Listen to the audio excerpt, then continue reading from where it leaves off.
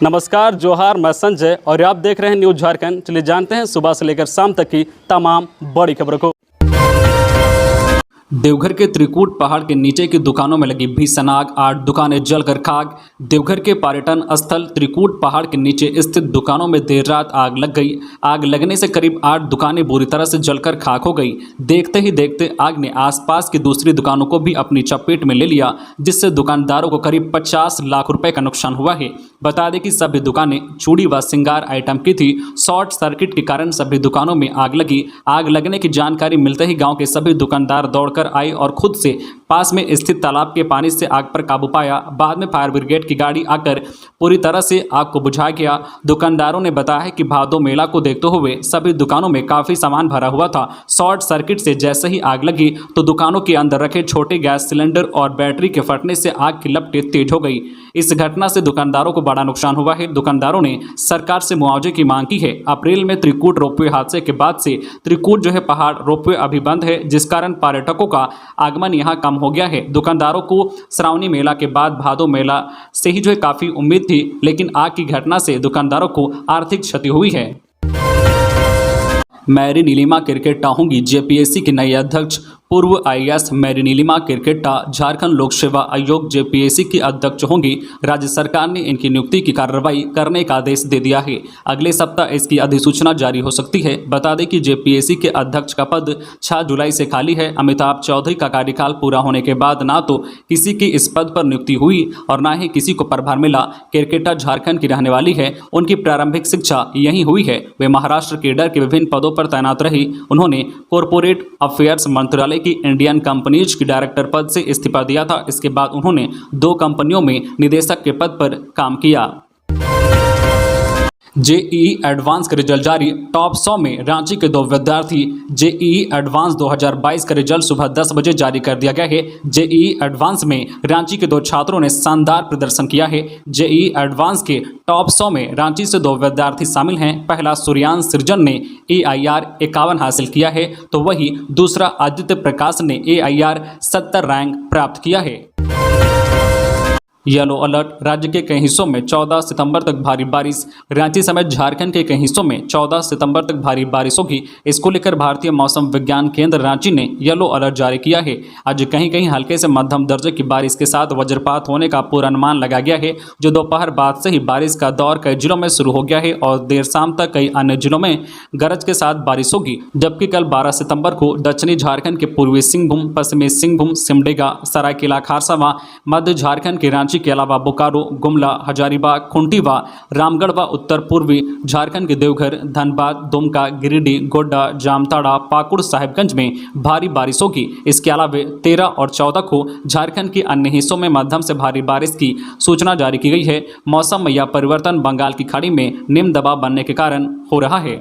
खबरों में आगे बढ़ने से पहले आपसे रिक्वेस्ट है कि अगर आप चैनल को सब्सक्राइब नहीं किए हैं तो प्लीज चैनल को सब्सक्राइब करके बेल आइकन प्रेस कर दे, जिससे आपको झारखंड की हर छोटी बड़ी खबर का अपडेट आप तक पहुंचता रहे। चलिए बढ़ते हैं खबरों की ओर।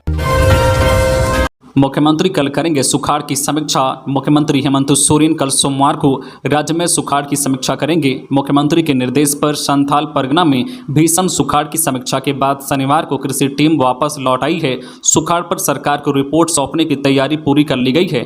कृषि निदेशक निशा उरांव के नेतृत्व में कृषि विभाग की टीम लगातार भौतिक सत्यापन कर रही है। हेमंत और बसंत के मामले में राज्यपाल के फैसले का इंतजार। मुख्यमंत्री हेमंत सोरेन की विधानसभा सदस्यता पर राज्यपाल रमेश बैस के फैसले का इंतजार हो रहा है। दूसरी ओर हेमंत सोरेन के छोटे भाई दुमका के विधायक बसंत सोरेन के मामले में भी राज्यपाल के निर्णय पर निगाहें टिकी है। सूत्रों के अनुसार राज्यपाल का फैसला आने में अभी कुछ दिन लग सकते हैं। मुख्यमंत्री हेमंत सोरेन के नाम खनन लीज और बसंत सोरेन को खनन कंपनी में साझेदार होने की शिकायत राज्यपाल से भाजपा नेताओं ने फरवरी महीने में की थी। इसके बाद राज्यपाल परामर्श मांगने पर भारत निर्वाचन आयोग ने दोनों के मामले में अपना मंतव्य राज्यपाल को सौंप दिया है। मुख्यमंत्री हेमंत सोरेन के मामले में 25 अगस्त को, जबकि बसंत के मामले में आयोग ने अपना मंतव्य शुक्रवार को सौंपा है। गुमला में जंगली हाथी ने बाइक सवार को कुचला, युवक की मौत, पत्नी और बच्चा जख्मी। जिला में जंगली हाथी का कहर एक परिवार पर टूटा। रविवार सुबह भरनो थाना क्षेत्र के अमलिया जंगल के पास एक जंगली हाथी ने परिवार के साथ जा रहे बाइक सवार को अपनी जद में ले लिया। जंगली हाथी ने युवक की पटक पटक कर जान ले ली। इस घटना में युवक की पत्नी और उसका बच्चा जख्मी हो गया है। ग्रामीणों की मदद से बाद में चट्टी के एक निजी क्लिनिक में दोनों का इलाज चल रहा है। गुमला जिला में भरनो प्रखंड के अमलिया जंगल के पास रविवार की सुबह लगभग 8:30 बजे एक जंगली हाथी ने बाइक सवार तुरी अंबा निवासी कृष्णा हजाम 30 वर्षीय को कुचलकर मार डाला। घटना की सूचना पर पुलिस और कई जनप्रतिनिधि घटनास्थल पर पहुंचे। हालांकि वन विभाग की टीम घटनास्थल पर नहीं पहुंची थी, जबकि वन विभाग को घटना की सूचना दी जा चुकी है। जनप्रतिनिधियों ने इस घटना को दुखद बताकर मृतक के परिजनों को उचित मुआवजा देने की मांग वन विभाग से की है। इसके अलावा उन्होंने जंगली हाथी को गाँव से भगाने की भी मांग की है। झारखंड चैम्बर चुनाव दूसरे दिन का मतदान जारी। रात 9 बजे आएगा result. Jharkhand chamber of commerce चुनाव को लेकर दूसरे दिन का मतदान जारी है। रविवार को सुबह 9 बजे से ही मतदान शुरू हो गया, जो शाम के 7 बजे तक चलेगा। इसके बाद रात 9 बजे तक चुनाव का रिजल्ट जारी होगा। मतदान के पहले दिन शनिवार को 610 मतदाताओं ने अपने मताधिकार का प्रयोग किया था। तीनों टीमों के प्रत्याशी और उनके समर्थक हर आने वाले मतदाताओं का हाथ जोड़कर अभिवादन कर रहे हैं। साथ ही उन्हें अपने प्रत्याशी के पक्ष में मतदान करने का आग्रह कर रहे हैं। झारखंड चैम्बर ऑफ कॉमर्स का चुनाव शांतिपूर्ण कराने के लिए रांची जिला प्रशासन की ओर से मजिस्ट्रेट के साथ साथ जवानों की भी तैनाती की गई है। डालमिया सीमेंट बच्चों को देगा कंप्यूटर ट्रेनिंग प्रोग्राम की हुई शुरुआत। कॉरपोरेट सोशल रिस्पॉन्सिबिलिटी के तहत डालमिया भारत सीमेंट ने कंप्यूटर ट्रेनिंग प्रोग्राम की शुरुआत की है। इस कार्यक्रम का उद्घाटन डालमिया रिक्रिएशन क्लब के अध्यक्ष निरंजन ने किया है। इस कार्यक्रम के तहत बोकारो जिले के माराफारी पंचायत स्थित गोविंद विद्यालय के बच्चों को कंप्यूटर की ट्रेनिंग दी जाएगी। कार्यक्रम में अनुदेशक प्रभात कुमार सिंह, डालमिया CSR हेड उमेश कुमार, गोविंद विद्यालय के प्राचार्य दाताराम महतो, धनंजय मथुरा का महत्वपूर्ण योगदान रहा। क्लब के अध्यक्ष निरंजन के कार्यक्रम के संबोधन में कहा गया है कि बच्चों को कंप्यूटर की बेसिक जानकारी होनी चाहिए। डालमिया रिक्रिएशन क्लब का प्रयास है कि आर्थिक रूप से कमजोर बच्चों को कंप्यूटर की ट्रेनिंग दी जाए।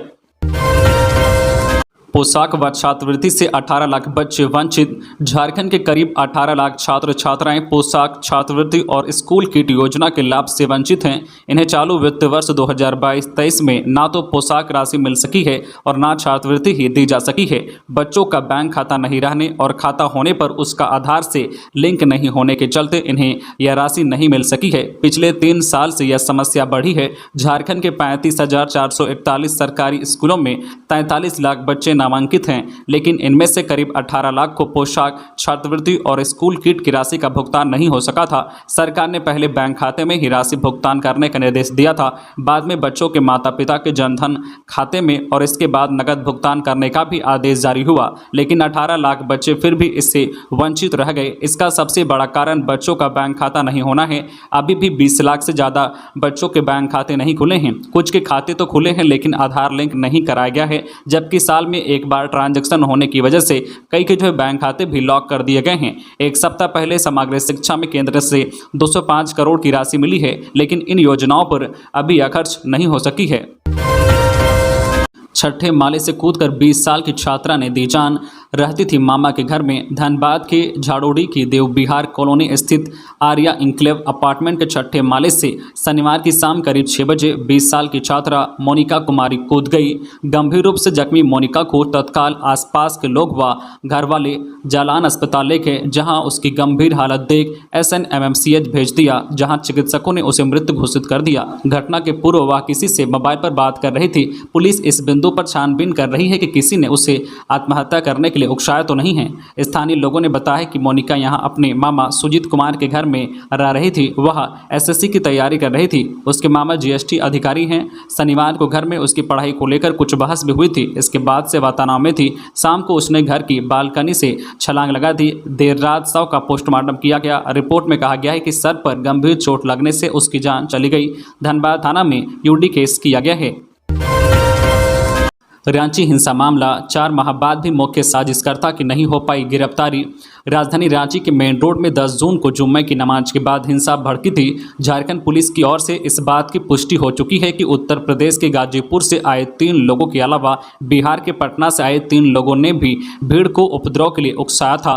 इस घटना के 4 महीने बीत जाने के बाद भी मुख्य साजिशकर्ताओं की गिरफ्तारी नहीं हो पाई है। इतना ही नहीं, उपद्रवियों की गिरफ्तारी के लिए कोई ठोस पहल नहीं की गई है। बता दें कि रांची हिंसा मामले की जांच सीआईडी कर रही है। सीआईडी के डीएसपी महेंद्र सिंह मुंडा इस मामले की जांच कर रहे हैं। केस को सीआईडी के टेक ओवर करने के बाद 3 अन्य आरोपियों को गिरफ्तार कर जेल भेजा गया है। हिंसा मामले में 11 नामजद के खिलाफ चार्जशीट भी दाखिल की गई है। जिन पर चार्जशीट दाखिल की गई है उनमें मोहम्मद अमजद, इरफान जुबैर आलम उर्फ इरफान अंसारी, मोहम्मद माज, अरमान हुसैन, सरफराज आलम, शहबाज अफसर आलम, रमजान अली और 3 अन्य लोग शामिल हैं। उपद्रव के दौरान गोली लगने से मारे गए मुद्दासिर उर्फ कैफी और मोहम्मद साहिल का नाम भी इसमें शामिल है। बता दें कि रांची हिंसा मामले में 22 लोग को नामजद आरोपी बनाया गया है। इसके अलावा 8 से 10,000 अज्ञात लोग को हत्या का प्रयास, दंगा, सरकारी कामकाज में बाधा और हिंसा करने की धाराओं एवं सरकारी संपत्ति को नुकसान पहुंचाने में आरोपी बनाया गया है। तो ये थी आज की झारखंड की टॉप बड़ी खबरें।